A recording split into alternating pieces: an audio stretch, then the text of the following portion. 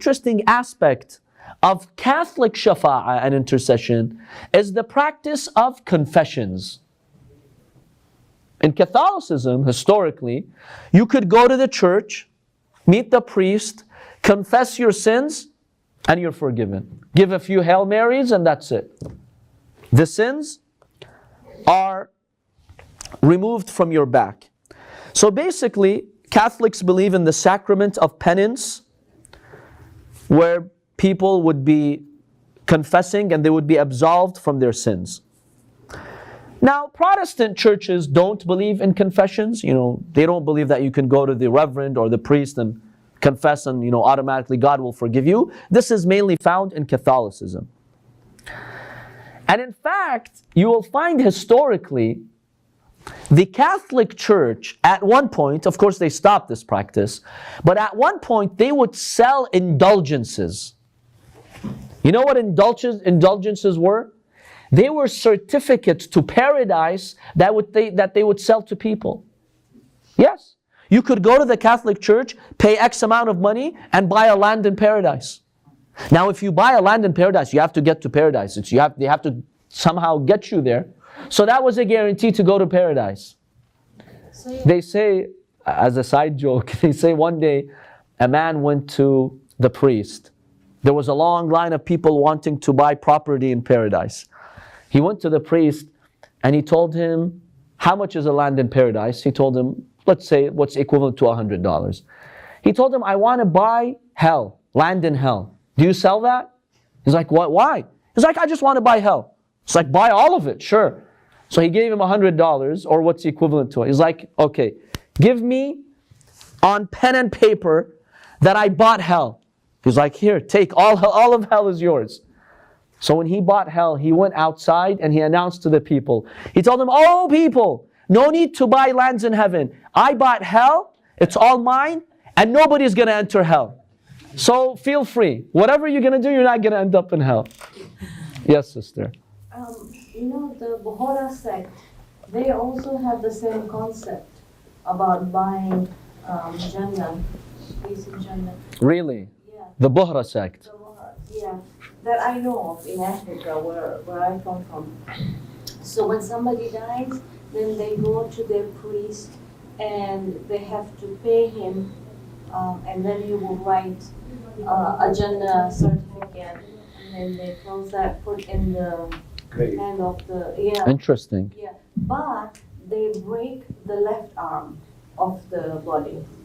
The reason they break the left arm? Yeah, they break the left arm. The reason for that is so that the left arm is broken, you only get your hisab in your right. Oh, okay, you get your book in your right arm. Haram. They cut? They break it. I mean, they actually go lower and you hear. Interesting. They crank it, yeah. SubhanAllah, when you stray from Ahlulbayt, imagine the kind of ideas that come forward. Yes. We do have incidents, I'm not sure if it has sources, but I have heard about incidents where the Prophet or the Imams would actually give the letter to the person. Like, there is this incident of a man who was very sinful and he went for the ziyarah of Imam al-Islam and he died on the way. And then while doing the tawaf of Zari, Imam was very upset with him, and then he gave the wasila of Lady Fatima al-Zahra salamun alayha, and Imam got, he was okay with him. And then he gave a letter that you shouldn't be punished and you should get paradise. So how would we justify this to that? And then we have even incident of, remember the sometimes biography of Prophet, where he said that I'll give you 2 trees and... Yeah, sometimes in the lives of the Imams and the Prophets, we do see instances of them guaranteeing paradise for some. But basically, what those incidents mean is that when the Prophet ﷺ is asking you to do something, and he says, if you do that, I guarantee paradise for you, essentially it means that because you've made this act of sacrifice, I will ask Allah, invoke Allah to bring hidayah in your heart, such that if you stay as a good, decent person, you don't turn into a criminal, you'll go to Jannah. So this type of guarantee is not an automatic guarantee where, that's it, now that I've given you the guarantee, go and sin as much as you want. No. It means I'll give you that extra push. I'll help you. I'll ask Allah to make the conditions right for you. But in Arabic, it's a motivating way to encourage people. Just like at the Battle of Khandaq when the Prophet told his companions, if you go and fight Amr ibn Wood, I guarantee paradise for you. Okay, what if someone goes and fights Amr ibn Wood and then he denounces Allah and says, okay, now I'm going to paradise? No, of course not. It means you stay as a good Muslim, but I'll help you out. I'll ask Allah to keep you on the right path. Now, what's the Islamic perspective, and we end with this, on confessions? In Islam, do we believe in confessing your sins to anyone? We have two types of mistakes. We as human beings, we have two types of mistakes, two areas or dimensions. One is when you make a mistake in your judgment, how you deal with other people, how you run things. Over here, it's recommended to admit your fault. In fact, it humbles your heart. We have hadiths about that. When you do something wrong, admit that you did wrong. Admit it. The way I handled this issue was wrong. The way I responded back to you or attacked you, it was wrong. I admit my mistake. Admitting your faults is actually a good deed in the eyes of Allah because it humbles you and it keeps you away from arrogance. Arrogant people don't like to admit that they're wrong. That's recommended. If by confession we mean this area, this is good. But in Catholicism, as we saw, no. A person goes to the priest and they admit their private sins. Admitting sins and confessing to sins that you did privately is a big sin in the religion of Islam. In fact, there's a hadith from the Holy Prophet ﷺ in which the Prophet says, "Kullu ummati mu'afa." My ummah has a chance at being saved. إلا المجاهرين الذين يعملون العمل بالليل فيستره ربه ثم يصبح فيقول يا فلان إني عملت البارحة كذا وكذا. The Prophet says, one group of my nation, they won't be saved. Who are they? They commit the sin at night, in private, then the next day, they go and they tell their friends and family, oh, last night I committed X sin, I did X sin. This is tough. Allah may not forgive such people. If you committed a sin privately, keep it between you and Allah. Now why? One reason is because when you talk about your private sins, you normalize the sin.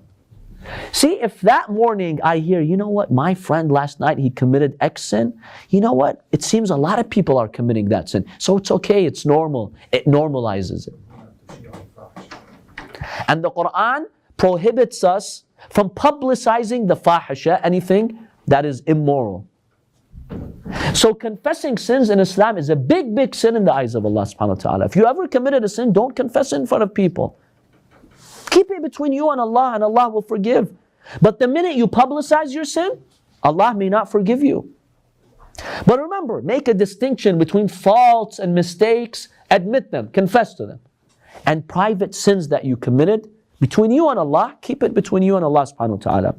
So the religion of Islam really condemns the act of confessions.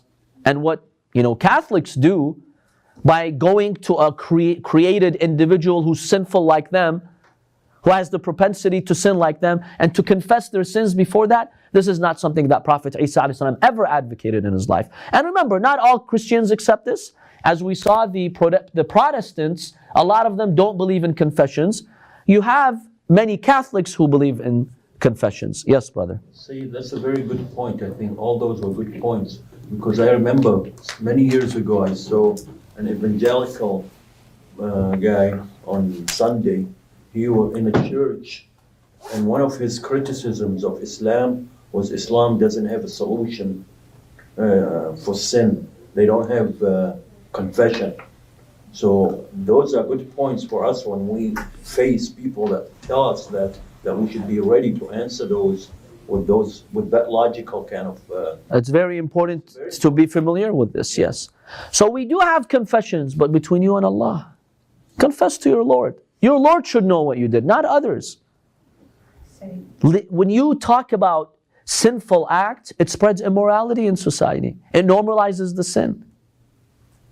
It takes away the ugliness of sins when it's normalized. So keep it between you and Allah subhanahu wa ta'ala. Yes. Also, we have in hadiths that we shouldn't have the witness for our sins. So if we confess it to others, they may become a witness on the day of judgment. Like even if Allah wants to forgive us, but because we have a witness now, The witness will remember that sin. yeah. Interesting. Yes, brother. Let's say you're trying to talk about like things you did wrong to somebody else and try to steer them clear of those mistakes. Now, is it permissible to speak about that sin or not? Now, a very good question. Let's say you go to someone like a scholar and you want to seek help to break away from your bad habits and sinful habits, right? So you tell that person, I've done these sins and help me. How do I get out of, how do I help myself move away from these sins?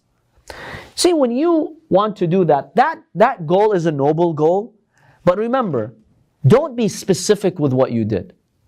Say in general, go to a scholar and say in general, if someone's struggling with a sin like that, what do you do? But don't tell him exactly what you did. Don't tell a fellow human being. Sometimes that human being could look at you negatively. Remember, we're humans and we have emotions. I could look at this person like, oh my, what has he done? Right? And that could stick in my mind for good. So ask in a general way. Ask advice. If someone is struggling with these types of sins, what kind of advice do you have? But don't go into specifics and tell that person exactly what you did. This is uncalled for. So that way you can get, positive advice. Now maybe the person whom you're seeking advice from might sense that you may have committed those sins, but remember, it's just a general idea in their mind. It's not something that's specific. Maybe you're asking on the behalf of a friend. I don't know, right? But when you come and tell me exactly what you did, this is not something that Islam encourages. So with that, brothers and sisters, we conclude the discussion on intercession and shafa'a, which is a very, very important intercession. And don't forget that we also have worldly shafa'a, worldly intercession. We have hadiths that state in this world, if you want the blessings of Allah, you do shafa'a for others. People need help financially. Helping them is a type of shafa'a because you're helping them. In fact, we have a hadith that states the best type of shafa'a is to help two people get married. You're being a shafi', an intermediary, bringing two people together. Either they get to know one another or to fund their marriage, for example. That's the best type of shafa'a. So we also have worldly shafa'a, which is something that we should remember. Islah Dhat al-Bayn, similar to that. Islah Dhat al-Bayn, reconciling between two people, that's a type of shafa'a, bringing people. Anytime you act as a link, an intermediary, to do good amongst people, that's called shafa'a fi dunya. And we have many hadiths from the Prophet ﷺ about shafa'a in this world. So with that, we conclude our discussion on shafa'a. وصلى الله على محمد وآله الطاهرين.